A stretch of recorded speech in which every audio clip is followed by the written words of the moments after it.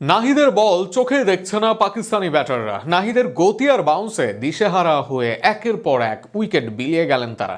ইনিংসের শুরুর 5 ব্যাটারকে একা আউট করে নিজের ফাইফার তুলে নিয়েছেন এই পেসার। নাহিদের দুর্দান্ত বোলিং নিয়ে থাকছে প্রতিবেদন। বলের গতি কখনো 140, কখনো বা 145 ছাড়িয়ে। মিরপুরের মাঠে এমন গতির বল দেখা বেশ দুর্লভ দৃশ্য, আর তা যেন সস্তা আকারেই দেখিয়েছেন নাহিদ। তবে তা বেশ ভারী হয়েছে পাকিস্তানের জন্য। পাকিস্তানের বিপক্ষে 3 ম্যাচের ওয়ানডে সিরিজের প্রথম ম্যাচে কেন টস জিতে ফিল্ডিংয়ের সিদ্ধান্ত নিলেন অধিনায়ক মেহেদী হাসান মিরাজ তা ভালোভাবেই দেখিয়ে দিয়েছেন নাহিদ রানা। ভালো শুরু পেয়েছিল পাকিস্তানের 2 ওপেনার, তবে ইনিংসের 10ম ওভারে দৃশ্যপট বদলে দেন নাহিদ রানা।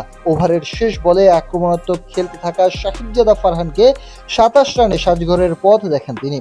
এরপর শুরু হয় নাহিদ শো। তার গতির কাছে পরাস্ত হয়ে একে একে বিদায় নেন 4 রান করা শামিল হোসাইন। ওপেনার সাদাকাত ফেরেন 18 রানে। পাকিস্তানের অভিজ্ঞ ব্যাটার ও বড় ভরসা মোহাম্মদ রিজওয়ান এসেও সুবিধা করতে পারেনি।